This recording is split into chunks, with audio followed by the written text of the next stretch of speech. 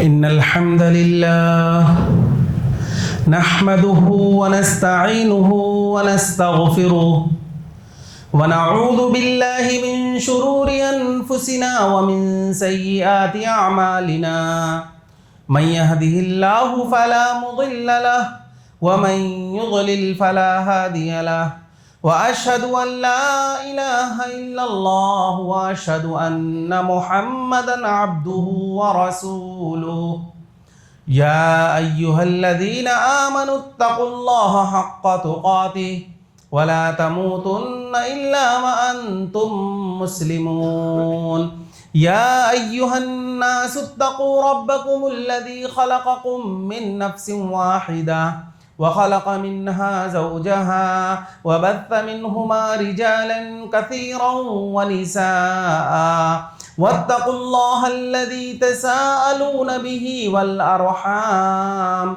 إن الله كان عليكم رقيبا يا أيها الذين آمنوا اتقوا الله وقولوا قولا سديدا يصلح لكم أعمالكم ويغفر لكم ذنوبكم ومن يطع الله ورسوله فقد فاز فوزا عظيما أما بعد فإن خير الحديث كتاب الله وخير الهدي هدي محمد صلى الله عليه وسلم وشر الأمور محدثاتها وكل محدثة بدعة وكل بدعة ضلالة وكل ضلالة في النار أعوذ بالله من الشيطان الرجيم بسم الله الرحمن الرحيم كذبت قبلهم قوم نوح وأصحاب الرس وثمود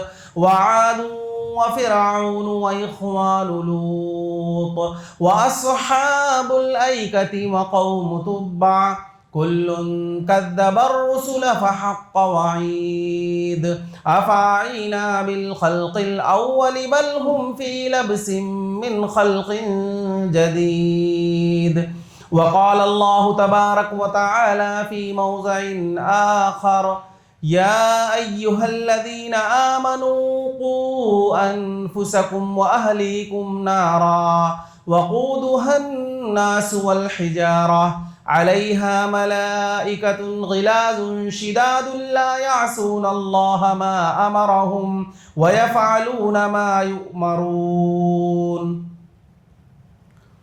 حاضرین جمعہ، دینی و ملی بھائیوں اور بزرگوں، پردہ نشین ماں اور بہنوں، ہر طرح کی تعریف، حمد و ثنا، بڑائی، بزرگی، عظمت و کبریائی اللہ رب العالمین کے لیے ہے، جس نے ہمیں اور آپ کو پیدا کیا. بعدہ انگنت لا تعداد بے شمار درود و سلام نازل ہوں اللہ رب العالمین کے بھیجے ہوئے تمام انبیاء علیہم الصلاۃ والتسلیم پر، خصوصاً اللہ کے آخری نبی جناب محمد الرسول اللہ صلی اللہ علیہ وسلم پر. وہ ذات مقدسہ مطہرہ مبارکہ جنہیں اللہ رب العزت نے اس کائنات کے لیے رحمت بنایا اور جنہوں نے اس دنیا کے اندر رہ کر چند سالہ زندگی گزار کر دین کی تبلیغ فرمائی اور ہم تک ہمارا دین پہنچایا. محترم بھائیوں، خطبہ مسنونہ کے بعد قرآن مجید کی ایک آیت کی میں نے تلاوت کی ہے.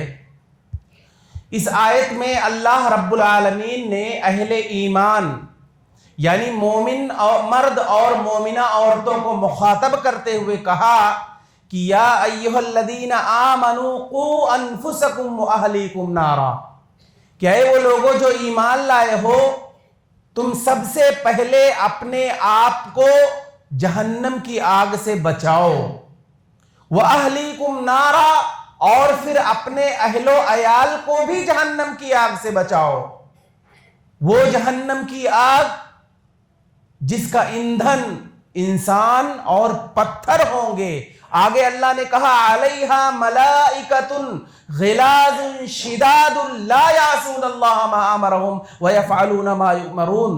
اور اس جہنم کی آگ پر اللہ رب العالمین ایسے فرشتے کو مقرر کیا ہے جو سخت مزاج اور درست طبیعت کے فرشتے ہیں، اور وہ ایسے فرشتے ہیں کہ جن کاموں کے لیے اللہ رب العالمین نے انہیں مقرر کر دیا ہے تو اللہ رب العالمین کے حکم کی بجاوری کریں گے۔ لا یعصون اللہ ما امرہم، وہ اللہ رب العالمین کی کبھی نافرمانی نہیں کرتے۔ ویفعلون ما یؤمرون، اور وہ فرشتے جو وہاں مقرر ہوں گے وہی کام کریں گے جسے اللہ رب العالمین نے انہیں حکم دیا ہے۔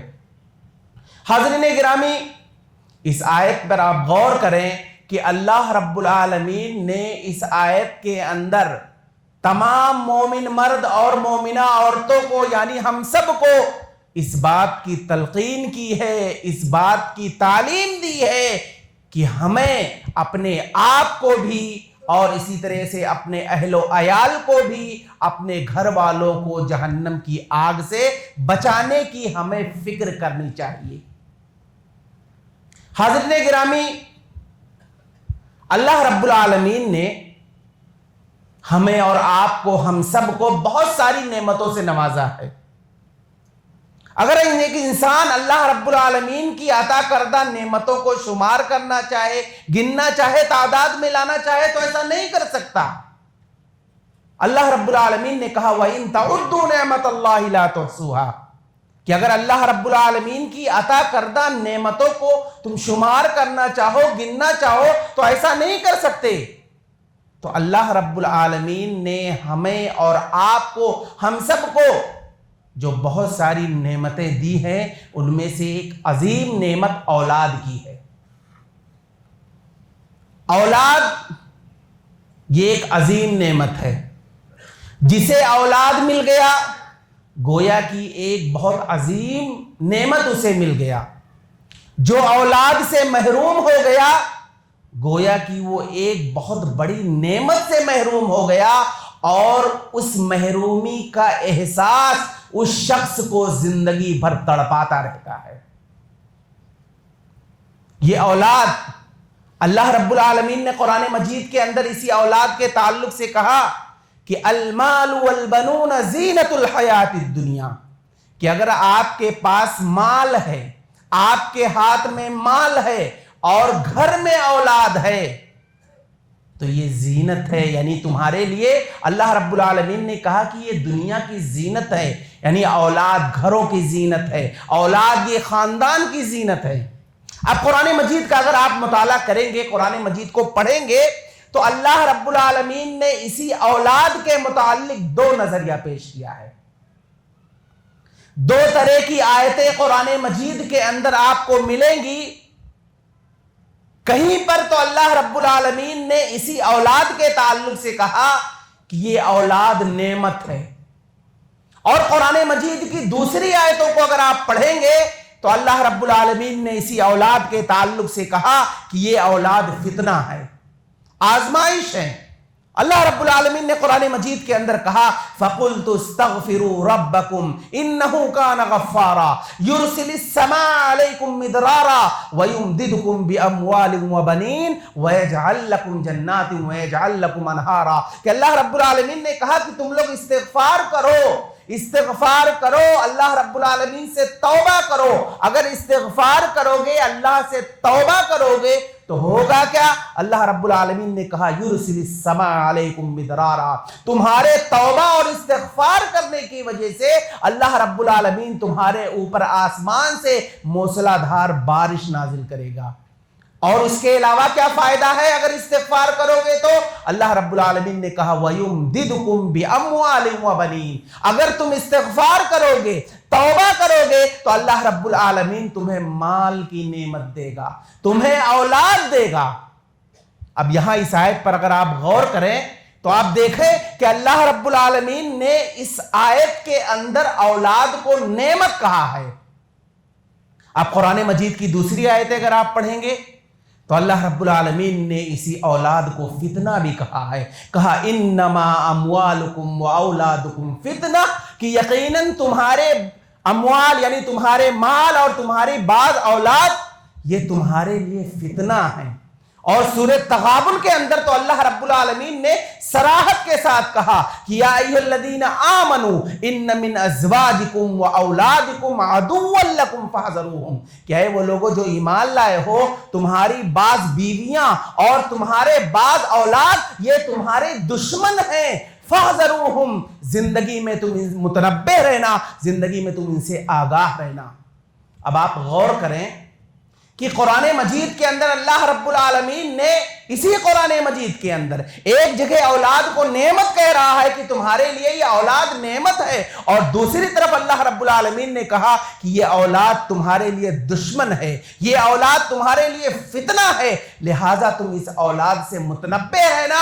والدین کو اللہ رب العالمین کہہ رہے ہیں کہ زندگی میں تم ان سے آگاہ رہنا۔ اب یہ اولاد نعمت کیسے بنے گی اور یہ اولاد فتنہ اور آزمائش کیسے بنے گی، دشمن کیسے بنے گی، اس میں ماں باپ کا بہت اہم کردار ضروری ہے۔ ماں باپ کے اوپر کچھ ایسی ذمہ داریاں ہیں جو اولاد کے تئیں انہیں اس ذمہ داریوں کو پورا کرنا ہے۔ ماں باپ اگر اپنی ذمہ داریوں کو بچپن سے پورا کرتے آ رہے ہیں، جس طریقے سے پورا کرنے کے لیے انہیں کہا گیا ہے، تو یہی اولاد بڑے ہو کر کے والدین کے لیے نعمت بنے گی۔ لیکن والدین اگر اولاد کی تربیت میں لاپرواہی برت رہے ہیں، اولاد کی تربیت جس طرح سے کرنا چاہیے ویسا نہیں کر رہے ہیں، تو یہ اولاد پھر فتنہ بنے گی، یہ اولاد والدین کے لیے دشمن بنے گی۔ اور ایک بات آپ یاد رکھیں کہ اگر کسی کے گھر میں اولاد بگڑ گئی، اولاد نافرمان ہو گئی، اولاد کا اخلاق نہیں صحیح ہے، اس کا کردار نہیں صحیح ہے، اس کا کیریکٹر نہیں صحیح ہے، تو آپ یہ بات جان لیں کہ پھر والدین کے لیے دوسرے عذاب کی ضرورت نہیں ہے۔ یہ ماں باپ کے لیے یہی اولاد جب بگڑ جاتی ہے تو اس سے بڑا کوئی دوسرا عذاب ہو ہی نہیں سکتا ہے۔ 24 گھنٹے اپنے گھروں کے اندر رہتے ہوئے ماں باپ پریشان رہتے ہیں، اسی اولاد کے تعلق سے سوچا کرتے ہیں، پھر والد و اولاد کی جانب سے جو تکلیفیں آتی ہیں ماں باپ کو جھیلنا پڑتا ہے، زندگی بھر جھیلنا پڑتا ہے۔ وجہ کیا ہے کہ والدین نے اپنی ذمہ داریوں کو صحیح سے نبھایا نہیں ہے۔ والدین کی ذمہ داری اور اس کی تربیت شروع ہوتی ہے بچے کی پیدائش سے۔ بچے کی پیدائش ہو گئی، ماں باپ کی ذمہ داری یہ ہے کہ اپنے اس بچے کا 7ویں دن عقیقہ کریں۔ اللہ کے نبی صلی اللہ علیہ وسلم نے بیان فرمایا، کل غلام مرہون بعقیقتہ، کہ ہر بچہ اس کی جان عقیقے کے جانور کے عوض گروی رکھی رہتی ہے۔ والدین کی ذمہ داری یہ ہے کہ اپنے بچے کا 7ویں دن عقیقہ کرے۔ عام طور پر ہوتا یہ ہے کہ بہت سارے ماں باپ اس سلسلے میں لاپرواہی برتتے ہیں۔ 7ویں دن عقیقہ کرنا سنت ہے لیکن اس پر توجہ نہیں دیتے ہیں۔ بہت سارے ماں باپ کا یہ بھی معاملہ رہتا ہے، ابھی ہمارے فلاں گھر کے فلاں رشتہ دار آنے والے ہیں یا فلاں شخص آنے والا ہے، ہم اس کا انتظار کریں گے، سارے رشتہ دار جب جمع ہو جائیں گے تب ہم بچے کا عقیقہ کریں گے۔ آپ زندگی میں کبھی بھی عقیقہ کر سکتے ہو، شریعت اسلامیہ آپ کو اجازت دیتی ہے، لیکن سنت ہے کہ آپ 7ویں دن عقیقہ کریں۔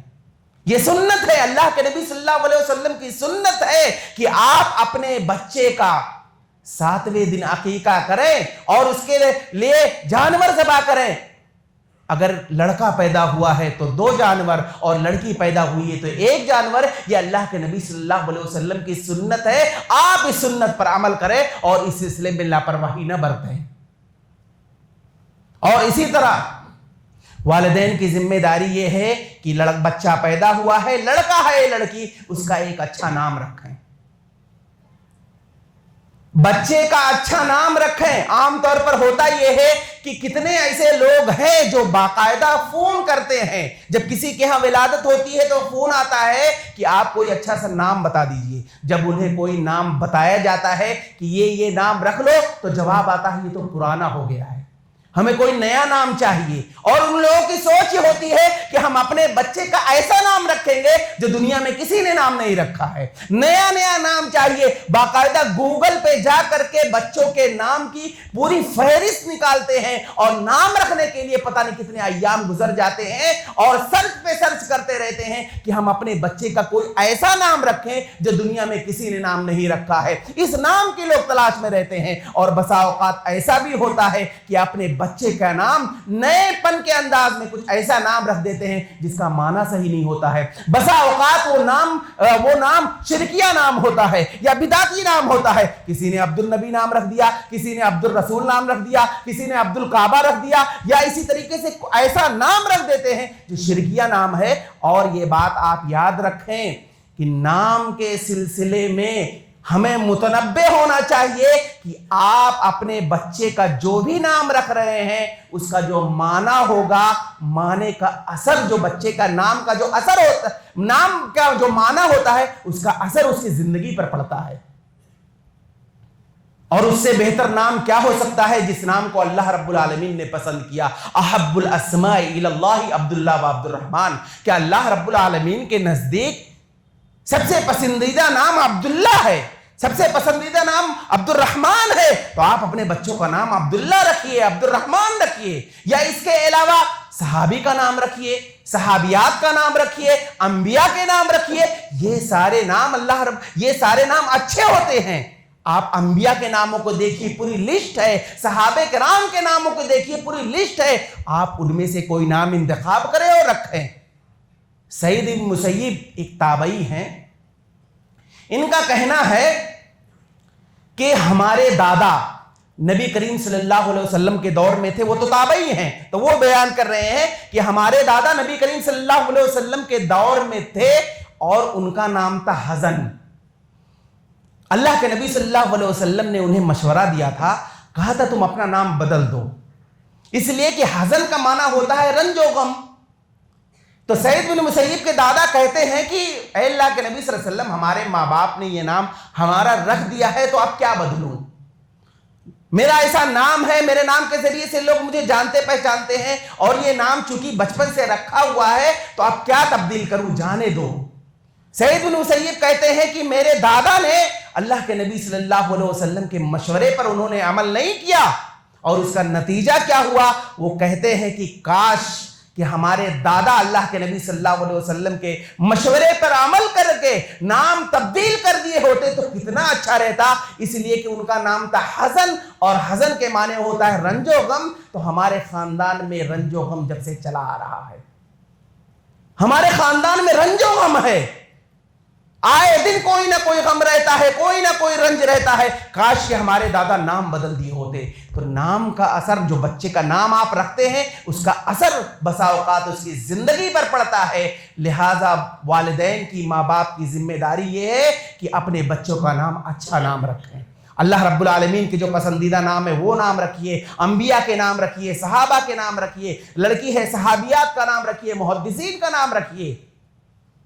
اسی طرح سے دوسری ذمہ داری، ماں باپ کی دوسری ذمہ داری اس کے اولاد کے تئیں یہ ہے کہ جب بچہ تھوڑا سا بڑا ہو جائے، بچہ جب بڑا ہو جائے اور اس کے زبان میں بولنے کی صلاحیت ہونے لگے، وہ بولنا شروع کرے، تو ایسے موقع پر ماں باپ کی ذمہ داری یہ ہے کہ اسے کلمہ توحید کا اقرار کروائیں۔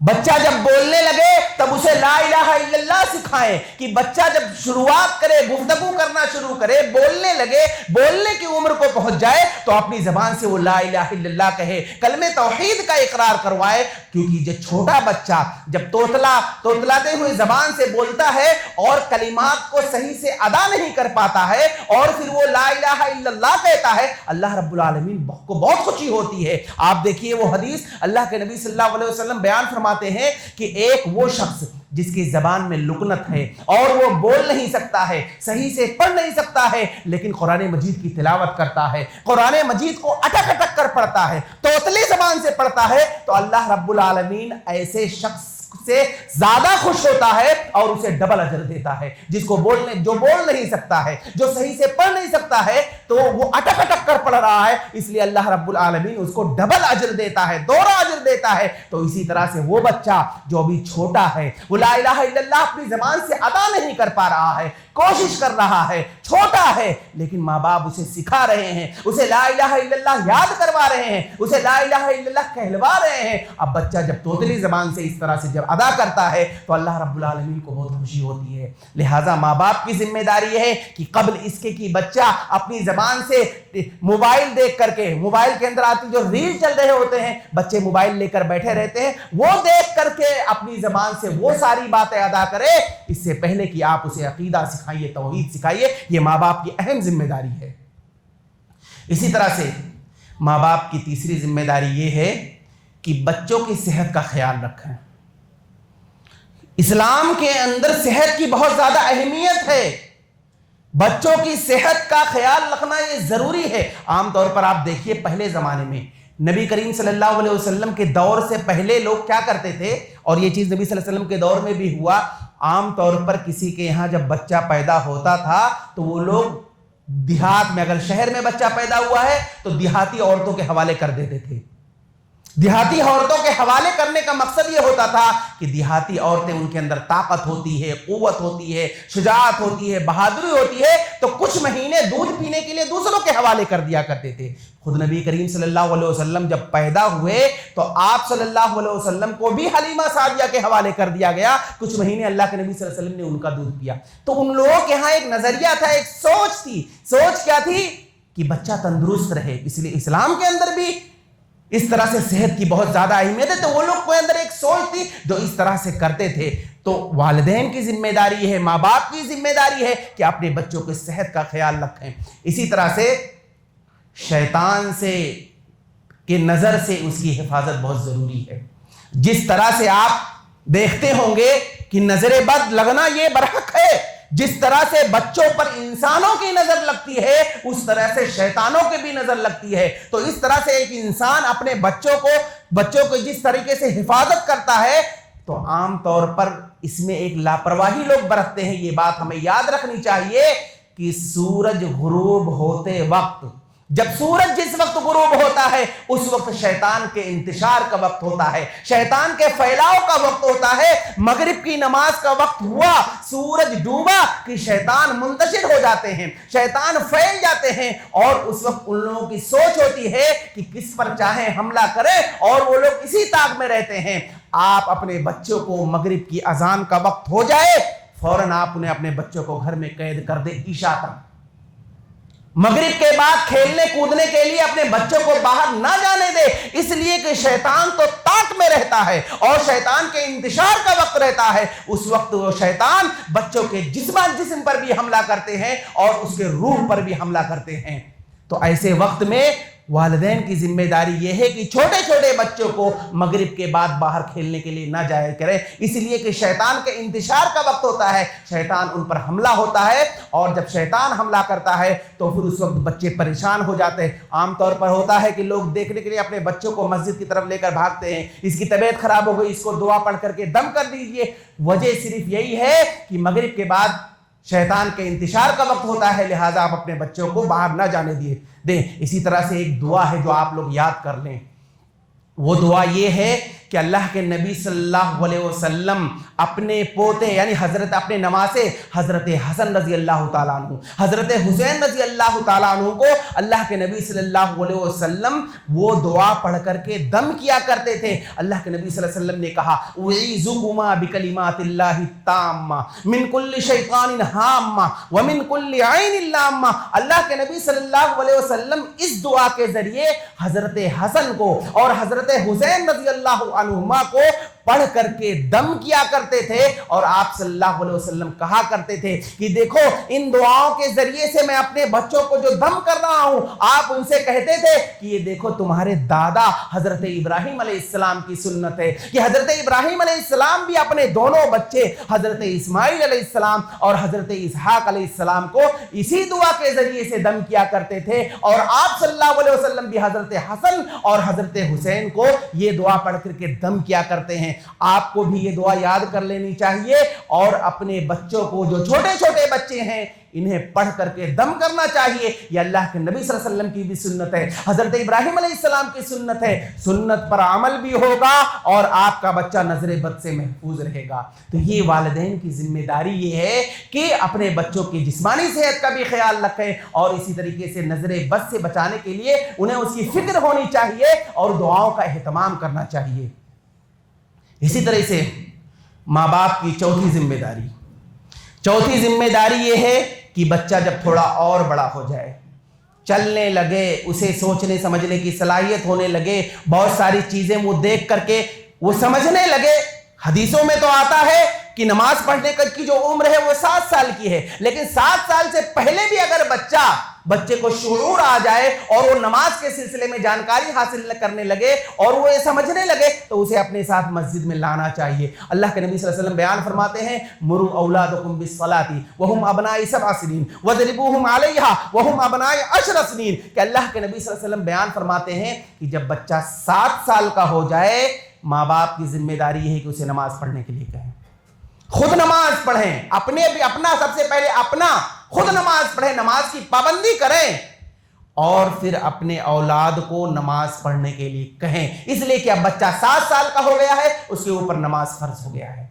نماز پڑھنے کے لیے کہیں, اپنے ساتھ اس کو مسجد میں لے کر کے آئیے.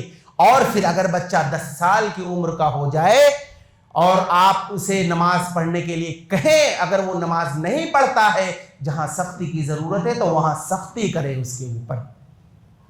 یہ نبی کریم صلی اللہ علیہ وسلم کی تعلیم ہے کہ اپنے اولاد کے تحت. اس لیے کہ اگر آپ بچپن سے 7 سال کے پہلے ہی اگر وہ سمجھتا ہے اور اسی طریقے سے مسجد میں آ کر کے سب بندی کرتا ہے, نماز پڑھتا ہے, وہ ساری چیزیں سمجھتا ہے, تو اگر آپ شروع سے اپنے اولاد کو اپنے ساتھ مسجدوں میں لے کر کے آئیں گے, نماز پڑھیں گے, تو یہ بچہ اور جب بڑا ہوگا, اس کی بلوغت کو جب پہنچے گا تو اس کی عادت چونکہ بچپن سے نماز پڑھنے کی رہے گی تو وہ بچہ نماز کی پابندی کرے گا. لیکن اگر آپ لوگ توجہ نہیں دیں گے کہ ابھی تو چھوٹا ہے, ابھی تو 7 سال کا ہے, جب بڑا ہوگا تو خود ہی سمجھدار ہو جائے گا. جب بڑا ہوگا اس کو اس سلسلے میں نماز کے بارے میں جب معلومات ہوگی تو وہ خود ہی پڑھنے لگا. بہت سارے ماں باپ ایسے کہتے ہیں, جب ان سے یہ کہا جاتا ہے کہ آپ نماز پڑھنے کے لیے آئے ہو مسجد میں, آپ کا بیٹا تو کھیل رہا ہے, تو جواب کیا دیتے ہیں کہ وہ جب سمجھدار ہو جائے گا, اسے نماز کے سلسلے میں جب معلومات ہو جائے گی تو وہ خود ہی پڑھنے لگے گا.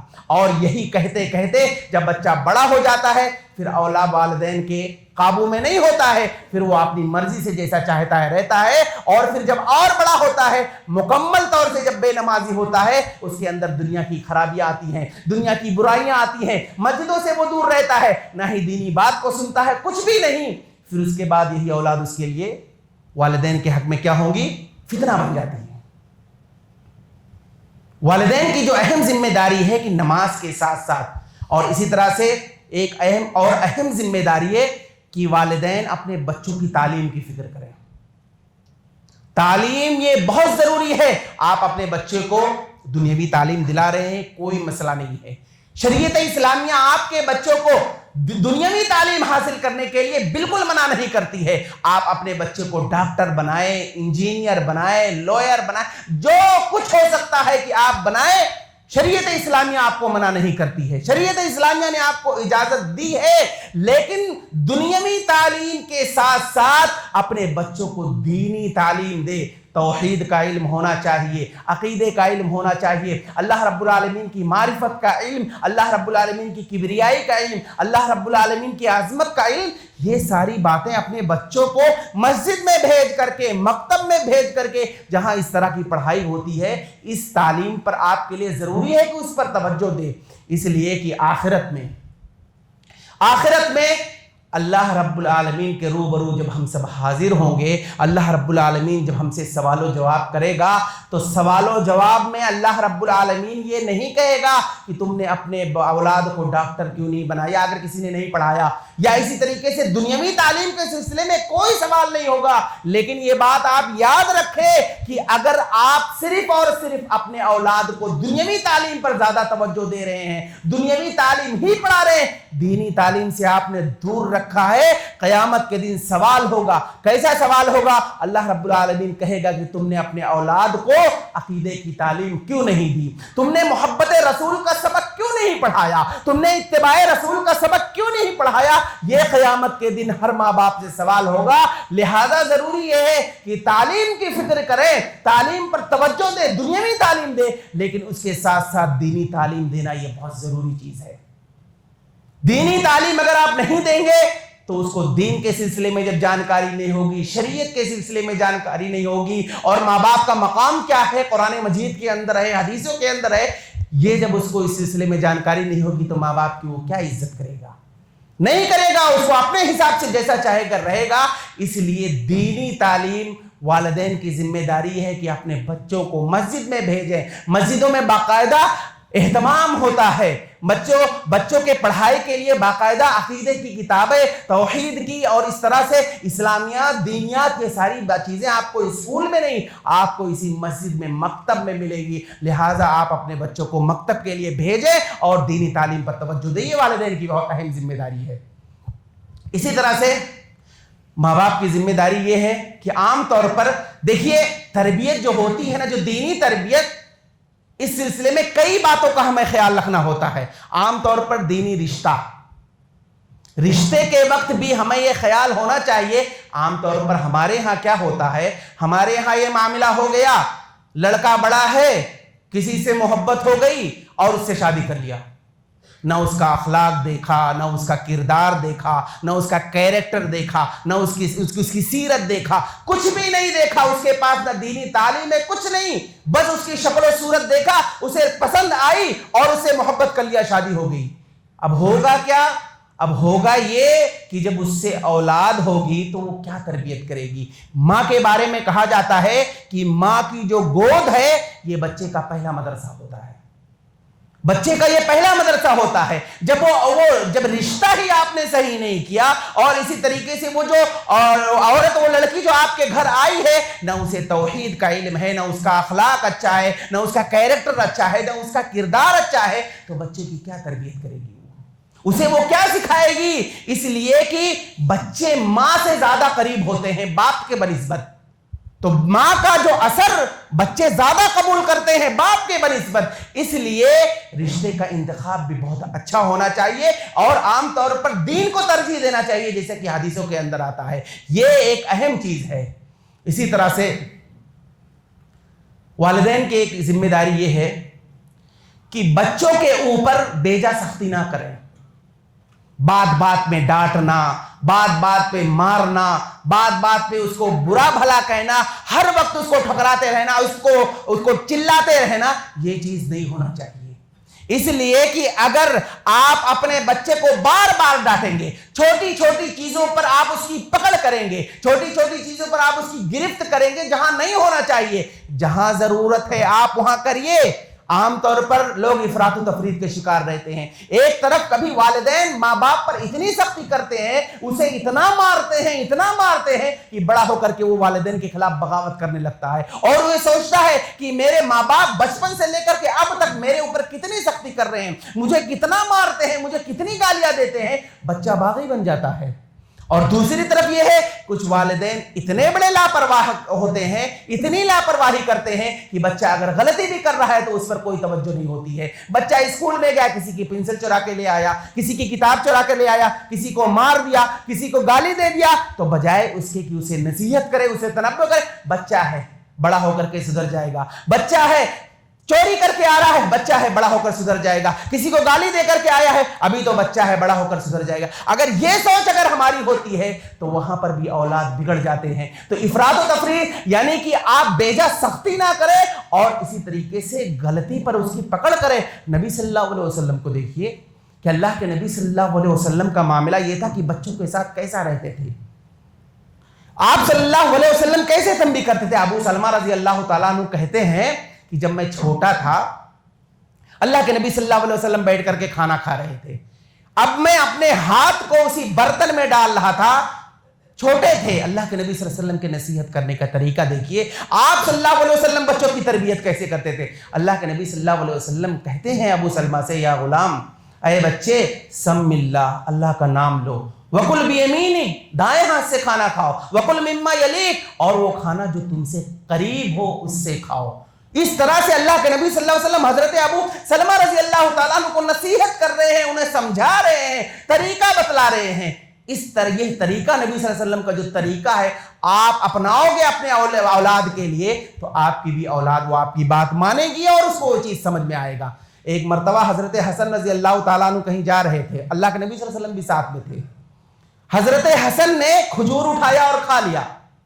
अल्लाह के नबी सल्लल्लाहु अलैहि वसल्लम ने फौरन मुंह से निकलवा, कहा थूक दो थूक दो। और आपने क्या कहा? कहा कि देखो कहीं ऐसा तो नहीं है कि ये खजूर जो तुमने खा लिया है कहीं सदके का ना हो, इसलिए कि हमारे ऊपर यानी नबी सल्लल्लाहु अलैहि वसल्लम के घराने के ऊपर सदका हराम है, हम सदका नहीं खा सकते हैं। तो कहीं ऐसा ना हो कि ये खजूर जो तुमने अपने मुंह में डाला है, कहीं ऐसा ना हो कि ये सदके का खजूर ना हो। अल्लाह के नबी सल्लल्लाहु अलैहि वसल्लम ने फौरन उनके मुंह से निकलवाया और हजरत हसन से कहा अभी थूको, और अल्लाह के नबी सल्लल्लाहु अलैहि वसल्लम ने निकाल दिया। अल्लाह के नबी सल्लल्लाहु अलैहि वसल्लम ने हजरत हसन को मारा नहीं, अल्लाह के नबी सल्लल्लाहु अलैहि वसल्लम ने सख्ती नहीं की कि मारना शुरू कर दे कि जमीन से उठा करके क्यों खाया।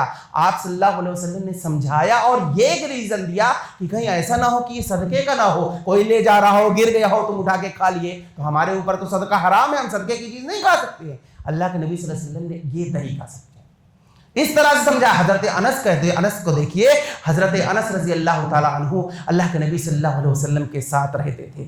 आप सल्लल्लाहु अलैहि वसल्लम के साथ उठना बैठना, अल्लाह के नबी सल्लल्लाहु अलैहि वसल्लम के का काम वगैरह कोई जरूरत होती थी रहते थे। अनस कहते हैं कि अल्लाह के नबी सल्लल्लाहु अलैहि वसल्लम ने 10 साल तक मैं उनके साथ था।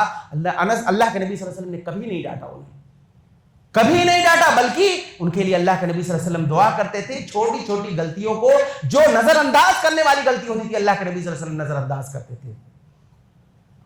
इसी तरह से वालिदैन अपने बच्चों से मोहब्बत करें, प्यार करें। बहुत सारे माँ बाप होते हैं उनको अपने बच्चों से मतलब नहीं होता है, सुबह काम पे निकल गए उसके बाद दिन भर नहीं आकर के सो गए, ना बच्चों के साथ वक्त देते हैं, ना उन्हें प्यार करते हैं, ना मोहब्बत करते हैं, कुछ भी नहीं, बस वो बच्चा घर में पल रहा है। अकरा बिन हाबिस अल्लाह के नबी सल्लल्लाहु अलैहि वसल्लम के पास बैठे हुए थे। हजरत हसन या हुसैन दोनों में से कोई भागते हुए आए, अल्लाह के नबी सल्लल्लाहु अलैहि वसल्लम ने हजरत दोनों में से कोई आए, अल्लाह के नबी सल्लल्लाहु अलैहि वसल्लम ने उन्हें बोसा दिया। अकरा बिन हाबिस कहते हैं कि अल्लाह के नबी सल्लल्लाहु अलैहि वसल्लम मेरे तो 10 लड़के हैं, मैंने तो कभी बोसा नहीं दिया, भाई इनको कभी बोसा नहीं दिया। तो अल्लाह के नबी सल्लल्लाहु अलैहि वसल्लम ने कहा ये कौन सी कमाल की बात है, मल्ला यरहम वला युरहम, जो रहम नहीं करता है उस पर रहम नहीं होता है, अल्लाह रब्बुल आलमीन भी उस पर रहम नहीं करता है। लिहाजा बच्चों से मोहब्बत करो, उनसे प्यार करो, ये अल्लाह के नबी सल्लल्लाहु अलैहि वसल्लम ने तालीम दी है। और आप देखिए बच्चों के दरमियान अदल व इंसाफ का भी मामला होना चाहिए, और इसी तरह से मोहब्बत में गुलू भी नहीं होना चाहिए कि आप अपने बच्चों के तई इतना ज्यादा उससे प्यार करने लगे हैं कि वो बड़ी बड़ी गलतियां, बड़े बड़े जराइम करके आ रहा है। आमतौर पर होता यह है कि अगर किसी के औलाद ने कोई बड़ी गलती की है, अगर बगल वाले ने आकर के शिकायत कर दिया कि मैंने आपके बच्चे को फला गलत काम करते हुए देखा है, उसके बजाय इसके कि उसकी गलतियों को सुने उसके ऊपर चढ़ बैठते हैं और कहते हैं देखो मेरे बच्चे पर इल्जाम लगा रहा है, और उसकी तहकीक नहीं करते हैं। ये कि मेरा बच्चा गलती कर ही नहीं सकता है, ये कुछ लोगों की सोच होती है। फिर उसके बाद जब वही बच्चा बड़ा होता है, फिर जब उनके सामने वो गलतियां करता है तब खून के आंसू रोते हैं।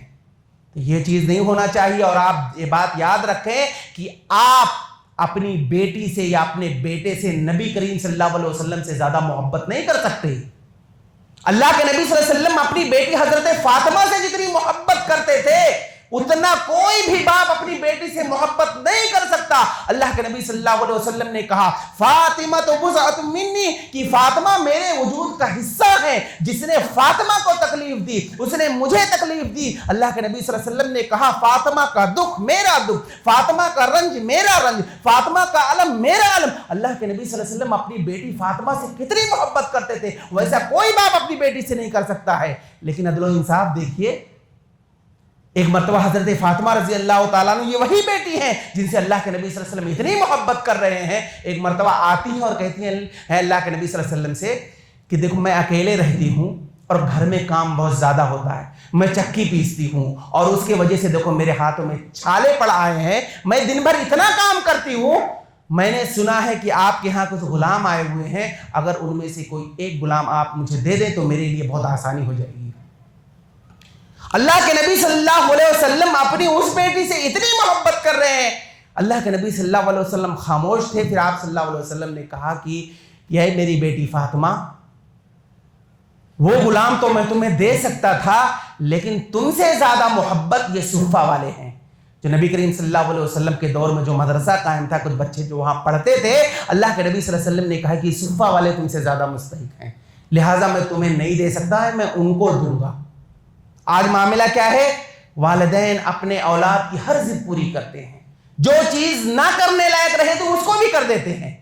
اللہ کے نبی صلی اللہ علیہ وسلم نے کہا میں تمہیں نہیں دے سکتا، صفہ والے زیادہ مستحق ہیں. پھر اللہ کے نبی صلی اللہ علیہ وسلم نے کہا ٹھیک ہے، میں تمہیں ایک وظیفہ بتا دیتا ہوں. اللہ کے نبی صلی اللہ علیہ وسلم نے کہا کہ فاطمہ، تم دن بھر چکی پیستی ہو، محنت کرتی ہو، تھک جاتی ہو، جب بستر پہ جاؤ سونے کے لیے تو 33 مرتبہ سبحان اللہ، 33 مرتبہ الحمدللہ اور 34 مرتبہ اللہ اکبر پڑھ کر کے اپنے اوپر دم کر لیا کرو گے. یہ جسمانی تکلیف اور یہ ذکر کرنے کی وجہ سے اللہ رب العالمین ساری تکلیفوں کو دور کر دے گا. دن بھر جو تمہارے اندر تھکاوٹ ہے، تمہارے ہاتھ پیر میں تکلیف ہے، یہ اذکار پڑھنے کی وجہ سے اللہ رب العالمین ساری تکلیفوں کو دور کر دے. ایک وظیفہ اللہ کے نبی صلی اللہ علیہ وسلم نے بتایا. اور آپ یہ بات یاد رکھیں کہ والدین اگر اپنے بچے کو ایک گھر دلا دیے، ایک بنگلہ اس کے لیے بنا دیے، یا کوئی گاڑی دلا دیے اور کوئی بھی بڑا انعام دے دیے، لیکن آپ یہ بات یاد رکھیں کہ والدین کا دینی تربیت سے زیادہ اپنے اولاد کی آخرت کی اگر آپ فکر کر رہے ہیں اور اس کی دینی تربیت کر رہے ہیں تو اس سے بڑا انعام کوئی ہو ہی نہیں سکتا ہے. آپ اب دنیاوی طور پر کتنا بھی بڑا انعام اپنے اولاد کے لیے زمین لکھ دیں، کچھ بھی کر دیں، لیکن دینی تربیت اور آخرت کی فکر اگر آپ اپنے اولاد کے لیے کر رہے ہیں تو اس سے بڑا انعام اس اولاد کے لیے کچھ بھی نہیں ہے. حضرت ابو ہریرہ کو دیکھیے. حضرت ابو ہریرہ اپنی بیٹی کے تعلق سے وہ بھی باپ ہیں، وہ بھی اپنی بیٹی سے محبت کر رہے ہیں، لیکن دنیا سے زیادہ انہیں آخرت کی فکر ہے. اپنی بیٹی سے کیا کہہ رہے ہیں حضرت ابو ہریرہ رضی اللہ تعالیٰ عنہ؟ کہتے ہیں لا تلبس الذهب، اے میری بیٹی تو سونا مت پہنا کر، سونا مت پہنا کر، مجھے ڈر ہے کہ یہ سونا جو تم پہن رہی ہے کہیں آخرت میں آگ کی شکل میں نہ آ جائے. جبکہ عورت کے لیے تو زیور جائز ہے، سونا پہننا جائز ہے، عورتیں پہن سکتی ہیں، لیکن حضرت ابو ہریرہ کیوں منع کر رہے ہیں اپنی بیٹی کو؟ وجہ یہ ہے کہ عام طور پر ہوتا یہ ہے کہ بعض عورتیں ایسی بھی ہوتی ہیں جن کے پاس زیورات زیادہ ہیں اور ان کے پاس سونے اور چاندی زیادہ ہیں، لیکن عام طور پر عورتوں کے ہاں ایک فطرت ہوتی ہے، اگر کسی عورت سے دشمنی ہے یا اگر کچھ معاملہ ہے تو کسی شادی میں جانا ہے یا کسی فنکشن میں جانا ہے تو وہ عورت اپنے سارے زیورات کو پہنے گی اور یہ گھر سے بول کر نکلتی ہے کہ اس فلاں عورت کی ابھی اوقات یاد دلاؤں گی اور یہ بتاؤں گی کہ میرے باپ نے مجھے کتنا زیور دیا ہے، میرے شوہر نے مجھے کتنا زیور دیا ہے. یہ تکبر ہے، یہ تکبر ہے. اگر عورت اس وجہ سے زیور پہنتی ہے کہ دوسری عورت کو وہ نیچا دکھائے گی اور اس کی اوقات یاد دلائے گی اور یہ کہے گی کہ میرے پاس سب کچھ ہے، تو پھر وہی زیور اس کے لیے آخرت میں آگ بن جائے گا. ابو ہریرہ رضی اللہ تعالیٰ عنہ اپنی بیٹی کی دنیا سے زیادہ آخرت کی فکر کرتے تھے. یہ ڈرتے تھے کہ کہیں زیورات پہنے تو اس کے اندر تکبر نہ آ جائے، اس کے اندر ریاکاری نہ آ جائے. یہ خوف تھا کہ اپنی بیٹی کو اس طرح سے منع کر رہے ہیں. ہمارے اسلاف کو دیکھیے، نبی کریم صلی اللہ علیہ وسلم کو دیکھیے، صحابہ کو دیکھیے کہ اپنے اولاد کی کتنی اچھی تربیت کرتے تھے. تو یہ چند ذمہ داریاں ماں باپ کے تئیں اور اس کے اولاد کے اوپر جو ہے، آپ اس ذمہ داریوں کو بچپن ہی سے نبھائیں. تو قرآن میں جو اللہ رب العالمین نے دو نظریہ بیان کیا ہے، جیسے کہ میں نے شروع میں کہا کہ یہی اولاد آپ کے لیے نعمت بھی بنے گی اور یہی اولاد آپ کے لیے فتنہ بھی بنے گی. کب نعمت بنے گی؟ جب آپ اس کی دینی تربیت کریں گے نبی کریم صلی اللہ علیہ وسلم کے طریقے کے مطابق، یہ اولاد آپ کے لیے نعمت بنے گی. اور اگر تربیت میں آپ بھول جائیں گے اور تربیت قرآن و سنت کے مطابق نہیں کریں گے، اولاد کو پیدا کر کے ایسی چھوڑ دیں گے، بڑے ہو کر کے وہ آپ کے لیے فتنہ بنے گی. تو ان ساری باتوں کو خیال رکھنا. نبی کریم صلی اللہ علیہ وسلم کی سنت کے مطابق جیسے ہم نماز پڑھتے ہیں، روزہ رکھتے ہیں اور ساری چیزیں، تو تربیت بھی نبی صلی اللہ علیہ وسلم کے سنت کے مطابق ہمیں کرنی چاہیے. اللہ رب العالمین سے دعا ہے کہ اللہ رب العالمین ہم تمام لوگوں کو نیک بنائے، صالح بنائے، اور ہمارے اوپر جو اللہ رب العالمین نے ذمہ داریاں رکھی ہیں، ماں باپ کے اوپر جو ذمہ داریاں اولاد کے تئیں رکھی ہیں، اس ذمہ داریوں کو بحسن خوبی نبھانے کی توفیق دے. اللہ رب العالمین جب تک تو ہمیں اس دنیا کے اندر زندہ رکھ، ایمان اور اسلام پر زندہ رکھ، اور ہمارا خاتمہ ہو تو ایمان بالخیر پر ہو.